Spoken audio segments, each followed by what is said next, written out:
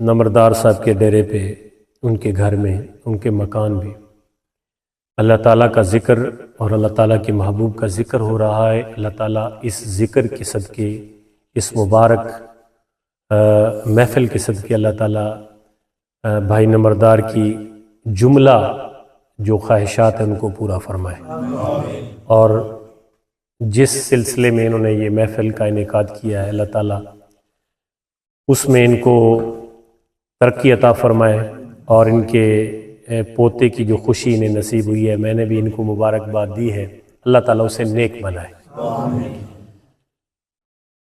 قاری صاحب نے معاشرتی ایک عنوان پہ بڑی خوبصورت گفتگو کی ہے، والدین کے ادب و احترام پہ، اور حق بھی یہی ہے کہ ایسے عنوانات کا انتخاب کیا جائے جس میں سننے والوں کو فائدہ حاصل ہو۔ ظاہر ہے ہر بندے کی ایک اپنا انداز ہوتا ہے، لیکن وہ کہا جاتا ہے نا کہ نیک باتوں پہ عمل کرنا ہمارا تمہارا کام ہے، یہ نہ دیکھو کہنے والا کون ہے، کیا نام ہے۔ نام میں کچھ نہیں رکھا، انداز میں بھی کچھ نہیں رکھا، لیکن جس ہستی کا کلام اور جس ہستی کا پیغام ہے وہ بہت مبارک متبرک ہستی ہے۔ لہٰذا اس حوالے سے میں چند منٹ آپ کی توجہ لوں گا، اللہ تعالیٰ مجھے حق بیان کرنے کی توفیق عطا فرمائے۔ خصوصاً چونکہ نوجوان ہیں اور یہ ٹین ایج میں ہیں، اور ان کی اصلاح کرنی ہماری اولین ترجیح اور اولین ذمہ داری ہے۔ میں اس کو بخوبی سمجھتا ہوں کہ ہماری محافل میں ان لوگوں کو جو یہ آتے ہیں نا، ان کو کچھ نہ کچھ فائدہ حاصل ہونا چاہیے، اور میری زیادہ گفتگو کا فوکس یہ حضرات ہوں گے، اور آپ لوگ بھی انشاءاللہ گفتگو میں شامل ہوں گے۔ تو اللہ تعالیٰ ہم سب کو عمل کی توفیق عطا فرمائے۔ برادران اسلام، ہماری ہر گفتگو کا محور اور مرکز ذات مصطفیٰ ہوتی ہے۔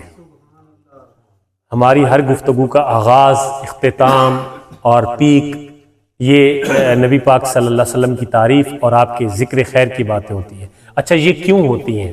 یہ کبھی اس پہ غور کیا آپ نے؟ اس لیے ہوتی ہیں کہ تمام تر فلاح اور تمام تر کامیابی کی جو سیڑھی اور زینہ ہے، جو تعلقات ہیں، جو نعتیں ہیں، وہ ذات مصطفیٰ کے ساتھ جڑی ہوئی ہے۔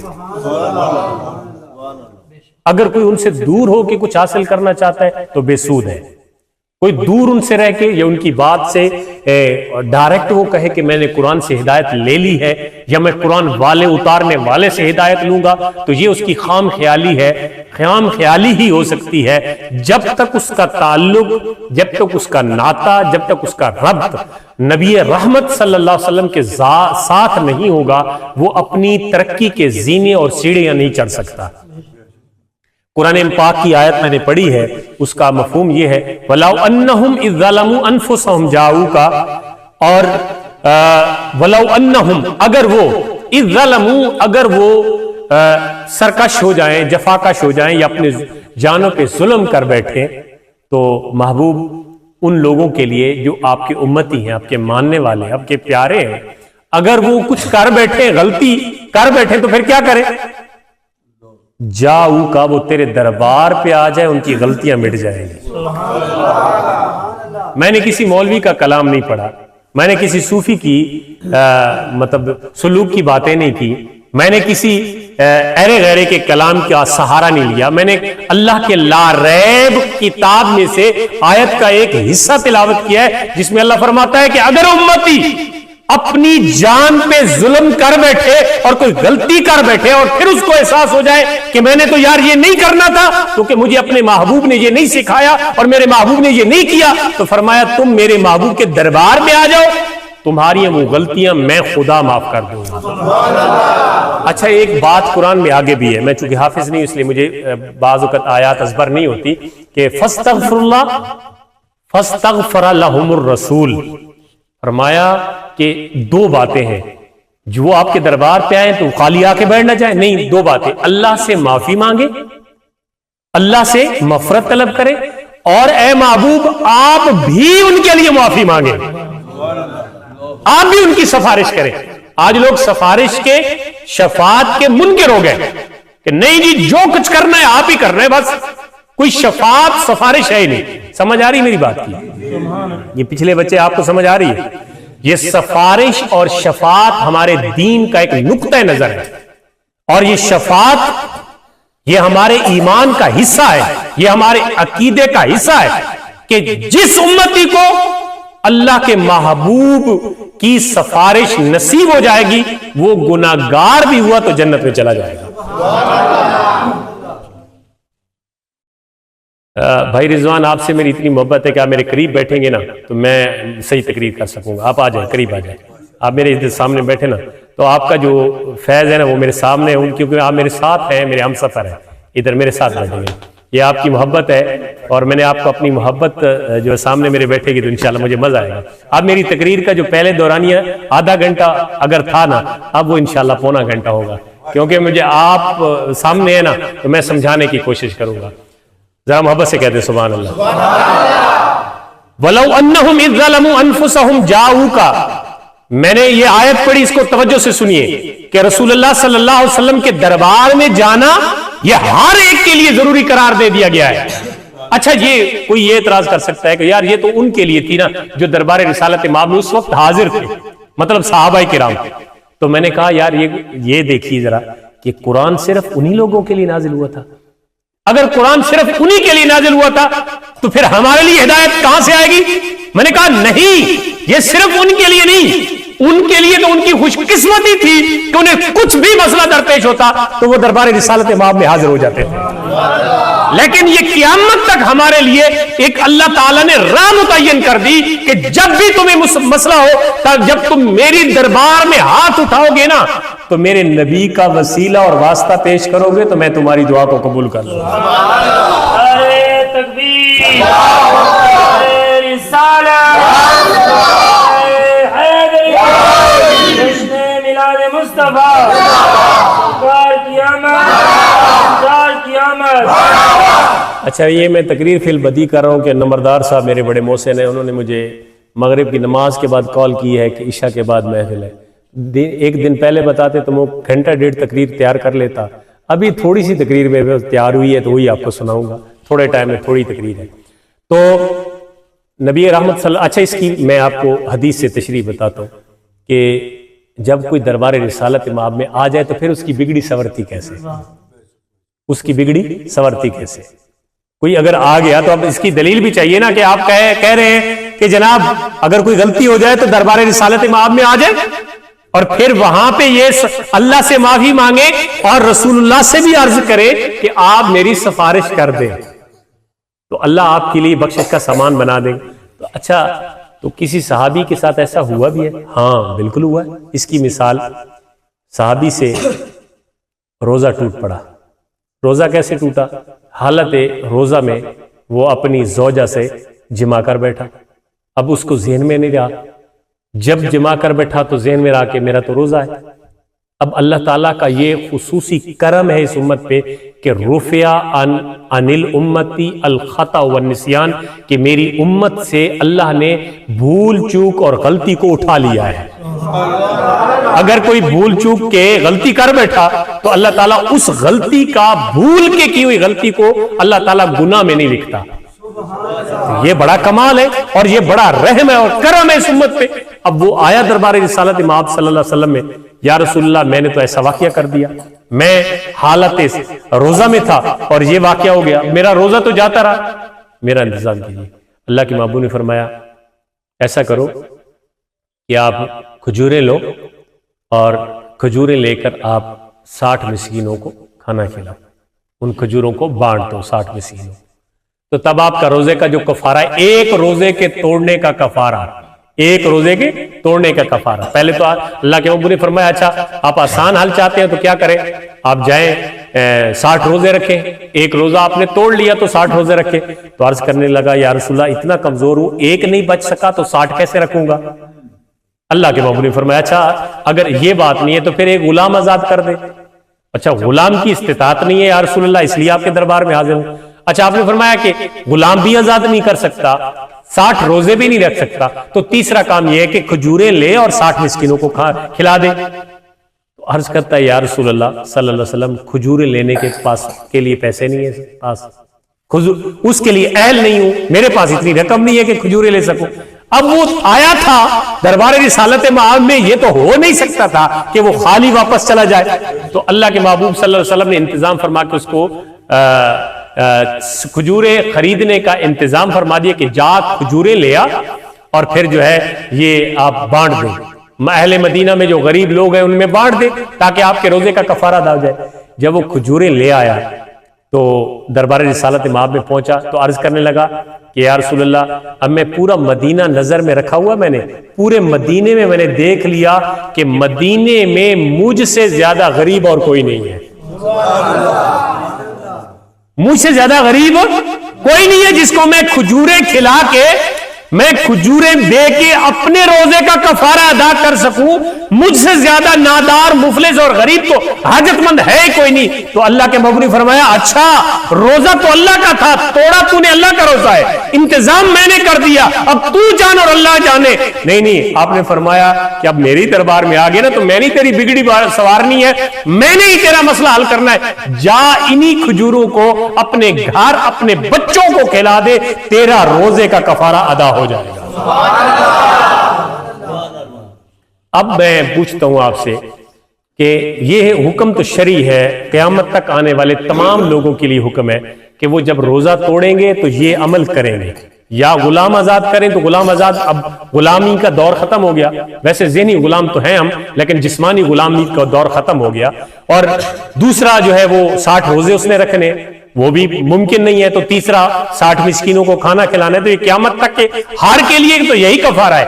لیکن جب رسول اللہ کے دربار میں پہنچ گیا کوئی بندہ تو پھر اس کے لیے قاعدے قانون اور ہو جاتے ہیں، کیونکہ اللہ تعالیٰ اپنے محبوب کی ہر بات کو سنتا ہے اور ہر بات کو سن کے اس کو فوراً پورا بھی فرماتا ہے، اور پھر جو محبوب کر دے اللہ اس پہ راضی ہو جاتا ہے۔ یعنی قانون شریعت وہ ہوگا جو اللہ کے محبوب ہاں کر دے۔ قرآن کہتا ہے نا وَمَا آتَاكُمُ الرَّسُولُ فَخُذُوهُ وَمَا نَهَاكُمْ عَنْهُ فَانْتَهُوا، فرمایا رسول جو تمہیں دے اس کو سینے سے لگا لو، اور رسول جس سے روکے اس سے رک جاؤ، یہی دین اور یہی شریعت ہے۔ یعنی پورا دین اور پوری شریعت کو ایک جملے میں، ایک ورس میں، ایک آیت میں اللہ نے سمو دیا۔ کیا ہے؟ فرمایا وَمَا آتَاكُمُ الرَّسُولُ فَخُذُوهُ وَمَا نَهَاكُمْ عَنْهُ فَانْتَهُوا، جس کا رسول حکم دے عمل کر لو، اور جس سے روکے رک جاؤ، یہی پورا دین ہے۔ تو اب رسول اللہ کی اطاعت ہم سب کے لیے لازم ہے۔ رسول اللہ کے جو اعمال ہیں جو انہوں نے کر کے دکھائے امت کی تعلیم کے لیے، وہ ہمارے لیے لازم ہے، ہم ان پہ عمل کریں گے تو ہماری نجات ہے۔ یہ ضروری سمجھنا ہے آپ نے کہ آپ اگر محفل میں بیٹھے ہیں یا جو جوان آیا ہے محفل میں، تو یہ مقصد نہیں ہے ہمارا اور آپ کا کہ ہم چند منٹ کے وہاں پہ حاضری لگا کے جس صاحب نے دعوت دی ہے اس کو منہ دکھلا کے اور پھر کھانا کھا کے پھر چلے جائیں گے۔ نہیں بھائیو، یہ مقصد ہرگز نہیں ہے، یہ ثانوی مقصد ہے، یعنی دوسرا اس کا درجہ ہے۔ پہلا درجہ یہ ہے کہ جب ہم جائیں ہمارے عقیدے و ایمان کی تر و تازگی ہو جائے، اور وہ یہی ہے کہ اپنا تعلق اللہ کے ساتھ جوڑو، بواسطہ مصطفیٰ جوڑو۔ جب رسول اللہ کے ساتھ محبت انتہا کو پہنچے گی تو پھر کوئی کام ایسا نہیں کریں گے جو رسول اللہ نے منع فرمایا ہے۔ یعنی آپ یہ دیکھیں نا کہ بندہ جس کے ساتھ محبت کرتا ہے اس جیسا بننے کی کوشش کرتا ہے یا اس طریقے پہ چلنے کی کوشش کرتا ہے۔ تو ہمارا دعویٰ تو یہ ہے نا کہ ہم رسول اللہ سے پیار کرتے ہیں نا ماشاءاللہ صاحب، اسی لیے تو اپنے گھروں میں چھوٹے چھوٹے محافل سجا لیتے ہیں، ذکر و اذکار کروا لیتے ہیں۔ تو ایک بات یہ ہے کہ جس کے ساتھ پیار کیا جاتا ہے اس کی عادات اپنائی جاتی ہیں۔ تو ہم رسول اللہ کے ساتھ پیار کرتے ہیں تو اللہ تعالیٰ کے محبوب کے جو عادات و اخلاق ہیں ان کو بھی اپنے سینے سے لگائیں، اپنی زندگی کا شعار اور حصہ بنائیں۔ مثال کے طور پر تعلیم کے لیے، بچوں کے سکھانے کے لیے اپنے اخلاق میں بہتری لائیں۔ اخلاق سے آپ دوسرے کے سخت دل کو موم کر سکتے ہیں، تلوار سے سختی سے نہیں کر سکتے۔ آپ کسی کو گالم گلوچ دے کے دین کے طالب کی طرف، دین کے علم کی طرف راغب نہیں کر سکتے۔ آپ کسی کو اخلاق دے کے دین کے علم کی طرف راغب کر سکتے ہیں. اخلاقی جو ہماری گراوٹ ہے وہ بہت حد تک دور جا چکی ہے.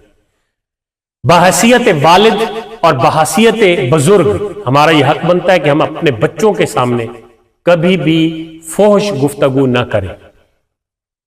اگر ہم ایک جیسی محفل میں بیٹھے اور کچھ ہنسی مذاق کا ہمارا پروگرام ہے تو ہم کم از کم اپنی اولاد کے سامنے اور جوانوں کے سامنے ایسی حس اور ایسی مزاح نہ کریں جو شریعت کے بھی خلاف ہو اور جو اخلاق کے بھی خلاف ہو. بچے والدین کی عکس ہوتے ہیں. ایسی بات ہے کہ نہیں کہ والد اگر ساری رات ستا رہے تو صبح 7 بجے اٹھ کے بستر سیدھا یا تو دکان تے چلا گیا تو یا پھر رقبے چلا گیا تو جڑی اولاد ہے انہوں کہہ سکتا ہے نماز پڑھ پتر. تو جی اولاد کہے گی باپ مجھے کہتا ہے آپ نہیں پڑھتا تو اس نے تو کاپی کرنا ہے اولاد. اب چھوٹے بچوں کو اندازہ لگا لے جو بالکل چھوٹے بچے ہیں وہ جیسا والدین کرتے ہیں ویسا کرتے ہیں. وہ کیوں کرتے ہیں؟ وہ والدین کو کاپی کر رہے. تو والدین جب خود قرآن میں اپنی الماریوں پہ قرآن کو جالے لگے ہوئے ہیں اور قرآن ڈسٹ شدہ ہے, اب ان قرآن کو نہیں کھولتے گھر میں یا نماز نہیں پڑھتے گھروں میں نماز کون سی پڑھی جاتی ہے بولے نا؟ فرض نماز کی بات نہیں ہو رہی, نفل اور سنت کی بات ہو رہی ہے. اب مسجد سے بے شک نکل آیا کریں فرض پڑھ کے مسجد سے نکل آیا کریں. گھروں میں آپ سنتیں پڑھیں اور گھروں میں نفل پڑھیں. قاری صاحب ناراض نہ ہو کہ میرے نمازیوں کو خراب کریں گے جی مسجد دوڑا میں نہیں, گھروں میں پڑھیں گے. اس کا فائدہ کیا ہوگا؟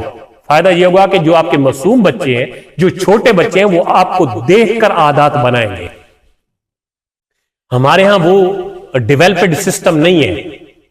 جو ترقی یافتہ ملک ہے نا, مسلم ملک, ان میں پتہ ہی کیا ہوتا ہے؟ ان میں مسجدوں کے ساتھ ایک پارک ٹائپ چیزیں بنی ہوتی ہیں اور بچے جاتے ہیں, جس کو کھیل پہ موڈ ہے وہ کھیلتا ہے, جس کو وہ دیکھتا ہے کہ میں اپنے بابا کے ساتھ نماز پڑھوں وہ نماز پڑھنے. اور ہمارے ہاں کوئی بچہ اللہ معافی دے مسجد میں چلا جائے تو پورا مہینہ نمازیوں کا جھگڑا ہی ختم نہیں ہوتا کہ یہ بچہ کیوں آ گیا.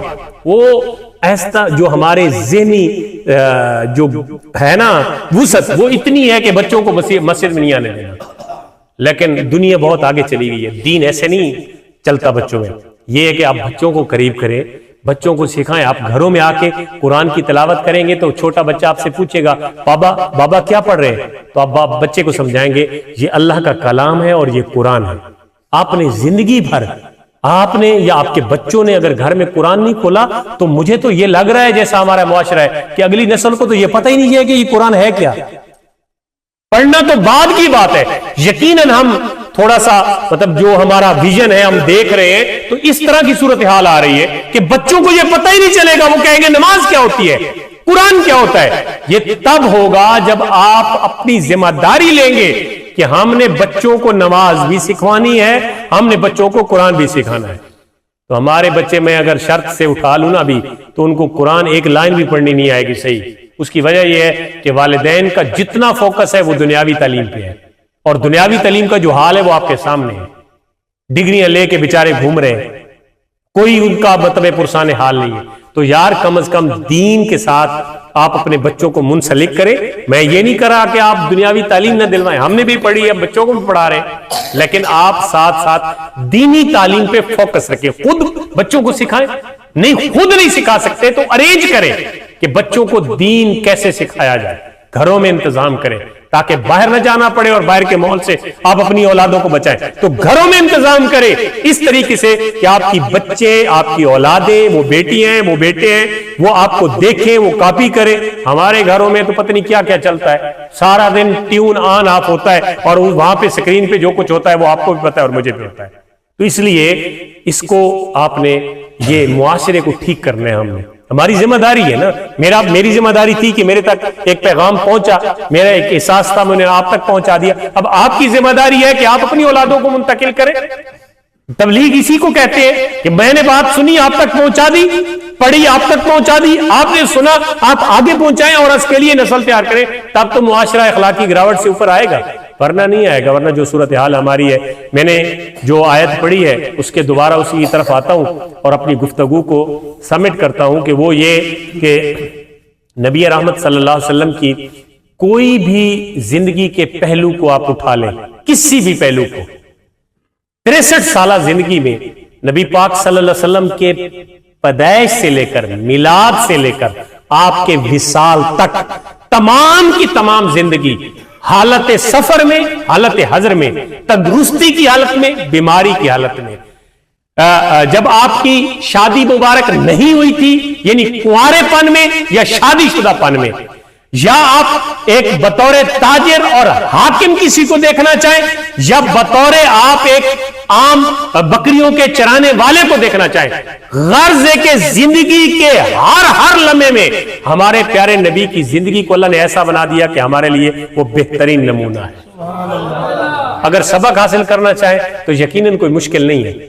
آپ نے یہ تو سن رکھا کہ حضور کا میلاد ہوا اور ہم میلاد کی خوشی مناتے ہیں، تو بھائی حضور کا میلاد ہوا اور ہم خوشی منا رہے ہیں، یہ حق ہے اپنی جگہ، لیکن جس کاز کے لیے رسول اللہ صلی اللہ علیہ وسلم کیا جو بعثت ہوئی وہ کیا تھی کہ یہ جو کافر تھے، عرب تھے، مشرک تھے، وہ ایک اللہ کو چھوڑ کر بتوں کے سامنے جھکنے لگے، راہ سے بھٹک گئے۔ تو اللہ نے فرمایا یہ وہ وقت ہے کہ جب میں اپنا آخری محبوب ان میں بھیج دوں اور انہیں بتاؤں کہ یار جن کو اپنے ہاتھوں سے بنایا جاتا ہے ان کو سجدہ نہیں کیا جاتا، جو مخلوق ہوتی ہے اس کے سامنے سجدہ نہیں ہوتا، سجدہ صرف پیدا کرنے والے ذات کے سامنے ہوتا ہے۔ تو جب حضور نے پہلا پیغام دیا بعثت والا تو آپ نے فرمایا قولوا لا الہ الا اللہ تفلحوا، فرمایا کہو کوئی معبود نہیں سوائے اللہ کے، تم کامیاب ہو جاؤ گے۔ توحید کا لا یزال جو پیغام تھا لگاتار باب آدم سے چلا، رسول اللہ تک پہنچا اور ہم تک پہنچا، یہ وہ واحد پیغام ہے جو تمام انبیاء کا مشترکہ پیغام ہے، اور یہی اللہ بتانا چاہتا ہے کہ میں اپنے خاص بندے دنیا میں بھیج کر لوگوں کی یہ رہنمائی کروں کہ در در پہ جھکنے کا یا در در کے مورتیاں اپنے ہاتھ سے بنا کر یا آگ کے سامنے یا سورج اور چاند کے سامنے سر جھکانے سے کچھ نہیں ملے گا، سر جھکانا ہے، پیشانی جھکانی ہے، ماتھا ٹیکنا ہے تو اس رب لم یزال کے سامنے ٹیکنا ہے۔ یہ پیغام تھا نبیوں کا، اور ہمارے نبی نے بھی یہی پیغام بآسن طریقے سے پہنچایا، ہمارے تک صحابہ تک پہنچا اور پھر ہم تک پہنچا، یہ کہ عبادت صرف بولے عبادت صرف، ہمارا کوئی عقیدہ، ہمارا کوئی نظریہ نہیں ہے کہ کسی دربار کو سجدہ کرنا ہے۔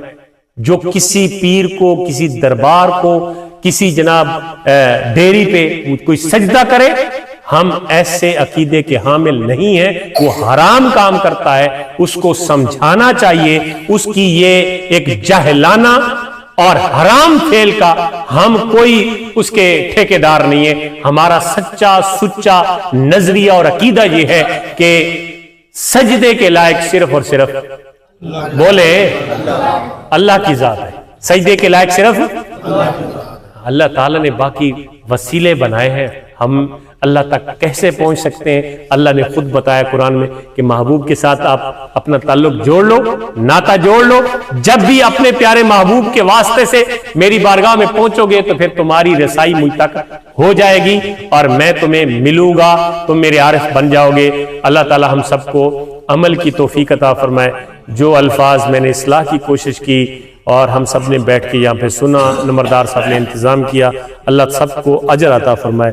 وما علی الا البلاغ المبین۔